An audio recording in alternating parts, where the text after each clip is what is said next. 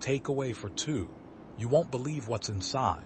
Face screaming in fear. The email pinged on my laptop. Another late night from Mark. Stuck at the office. Chinese. He typed no punctuation, just a blunt question mark hanging in the digital ether. I sighed, staring out the window at the darkening street. The autumn wind rattled the bare branches of the tree in our front yard. Lonely. That's how I felt most evenings now, a digital nomad tethered to my desk in the spare bedroom while Mark was off saving the world, one corporate merger at a time. Yeah, Chinese sounds good, I replied, instantly regretting my compliance. I craved conversation, connection, not lukewarm noodles eaten in silence. Golden Dragon, new place, flyer on the door, came the rapid-fire response. Golden Dragon, I hadn't even noticed. We've been trying to support local businesses, I guess. Okay, you order. Another ping. Done. See you soon. That word felt like a promise, a fragile hope. I closed my laptop, the glow of the screen fading on my tired face. Might as well set the table. The delivery guy was young, maybe early 20s, with a mop of greasy hair escaping from under a baseball cap. He handed me the bag with a mumbled cheers, avoiding eye contact. Nothing remarkable about him. Except maybe, for the way he lingered for a moment, his eyes fixed on our house, before finally turning and heading back to his scooter. I chalked it up to my overactive imagination. Mark arrived 20 minutes later, tie loosened, hair slightly disheveled. He looked exhausted. Sorry I'm late, he said, pecking me on the cheek. Johnson is breathing down my neck about the Miller account. It's okay, I said, though it wasn't. Chinese is here. We unpacked the food, the familiar scent of soy sauce and ginger filling the kitchen. He'd ordered my usual sweet and sour chicken. He'd gone for beef with black bean sauce. We dished it out, the plastic forks clinking against the ceramic plates. This looks good, Mark said, already shoveling a forkful of beef into his mouth. I took a bite of my chicken. The sweet and sour sauce was a little too tangy, but overall it was decent. I chewed, swallowed, and then felt it. Something hard, gritty. I spat it out onto my plate. It was small, white, and definitely not chicken. I stared at it, my stomach churning. It looked like a bone fragment, maybe from the chicken, but the shape was all wrong, too round, too defined. I found another one and another, each one identical. My heart started to pound. I nudged Mark, look at this. He glanced down at my plate, his expression changing from weary indifference to confusion. What is it, bone? I don't think so, I whispered, picking one up with my fork. It was smooth, polished almost, and it had a distinct curve. I ran to the cutlery drawer and grabbed a pair of tweezers. Gently, I picked up one of the objects and held it under the kitchen light. It was small, maybe half an inch long, and unmistakably, undeniably a tooth. A human tooth. Oh my God, I breathed, my voice barely audible. Mark stared at the tooth, his face paling. He picked up one from my plate, turning it over in his fingers. This can't be happening. He looked at me, his eyes wide with disbelief. Are you sure? Maybe it's some kind of animal tooth. Animal tooth. Mark, look at it, it's human, and there are more. I frantically started sifting through the remaining chicken, uncovering more of the tiny, horrifying objects. He grabbed his own plate, his appetite vanishing instantly. He poked at the beef, his face contorting in disgust, and then he found one. And another, hidden amongst the black beans and peppers. Jesus, he whispered, dropping his fork. What the hell is going on? Panic set in. I felt a cold sweat break out on my forehead. We need to call the police, I said, my voice trembling. Mark shook his head. No, wait, let's just think about this for a second. We don't know anything yet. Maybe it's a mistake. A horrible, disgusting mistake. A mistake. Mark, they're human teeth. Someone put human teeth in our food. Okay, I know. But the police, they'll ask questions. They'll want to know everything about us. I frowned. What are you talking about? I don't want to involve them unnecessarily, he said, his voice strained. Let's try to figure out where this came from first. He pulled out his phone and scrolled through his contacts. I'm going to try calling the restaurant. He punched in the number from the flyer and put the phone to his ear. He listened for a moment, his face growing grim. It's disconnected, he said, hanging up. Disconnected. That's not good. I grabbed my own phone and typed Golden Dragon Restaurant into the search bar. Nothing came up. No reviews, no website, just a few generic entries for Chinese restaurants in the area. Then I tried the address listed on the flyer. The address led to a derelict building on the outskirts of town, its windows boarded up, graffiti covering the walls. It looked like it hadn't been occupied in years. "Mark," I said, showing him my phone. "This isn't a real restaurant, this is something else." He ran a hand through his hair, his eyes darting around the room.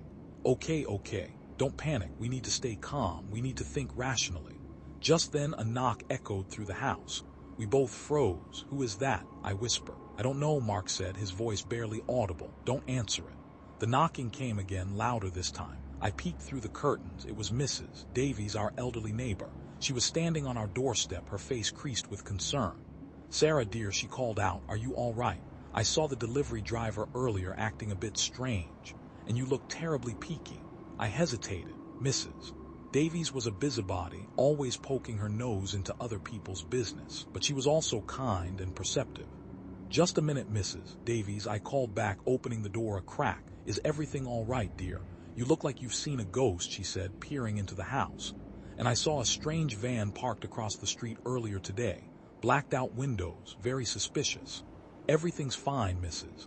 Davies," I said, forcing a smile. "Just a bit of a headache."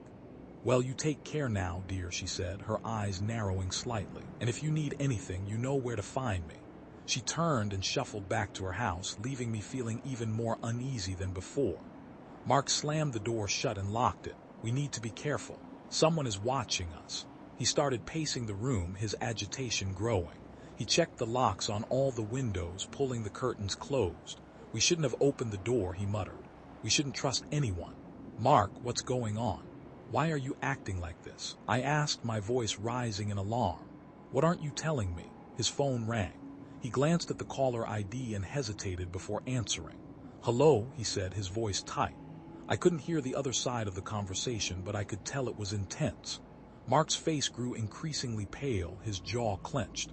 He kept glancing at me as if he was afraid I would hear something I shouldn't. "Yes, I understand," he said, his voice barely a whisper. "No, everything is fine. I'm taking care of it, I know.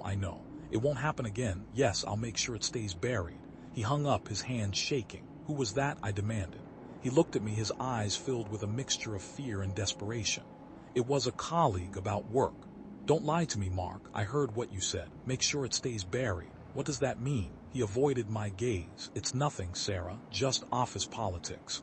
You wouldn't understand. Office politics that involve burying things." "Mark, tell me the truth, what's going on?" He stepped back from me, his body tense. "I can't tell you, Sarah. It's too dangerous for both of us." "Dangerous? What are you involved in, Mark?" He didn't answer. I stepped closer to him, my voice trembling with anger and fear. "Was it you? Did you put those teeth in the food?" "No," he shouted, his face contorted in disbelief. "How could you even think that? I would never do something like that. Then what's going on? Why are you acting so strange? Why won't you tell me the truth?" He backed away, his eyes darting around the room. I can't. You have to trust me, Sarah. I'm doing this to protect you, protect me. By keeping secrets and having human teeth delivered to our house. That's not protecting me, Mark, that's terrifying me." I noticed a scratch on his arm just below his shirt cuff. It was fresh, red, and angry looking. "What's that?" I asked, pointing to his arm. He flinched, pulling his sleeve down to cover it. "It's nothing. I just scratched myself." "Don't lie to me," I screamed, grabbing a kitchen knife from the counter. The cold steel felt strangely reassuring in my trembling hand. He stared at me, his eyes wide with terror. "Sarah, put the knife down. You're scaring me."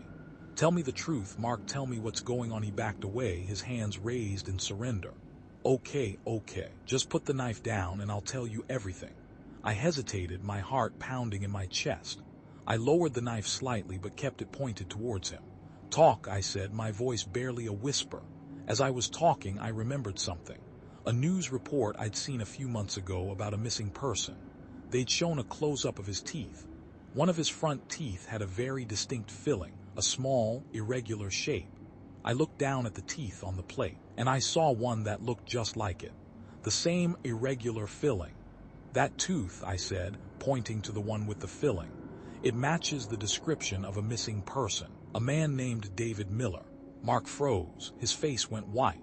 "You know something about this, don't you?" I said, my voice shaking. "You know what happened to David Miller?" He opened his mouth to speak, but no words came out. "Tell me, Mark, tell me the truth," he finally broke. Okay, he stammered, his voice trembling.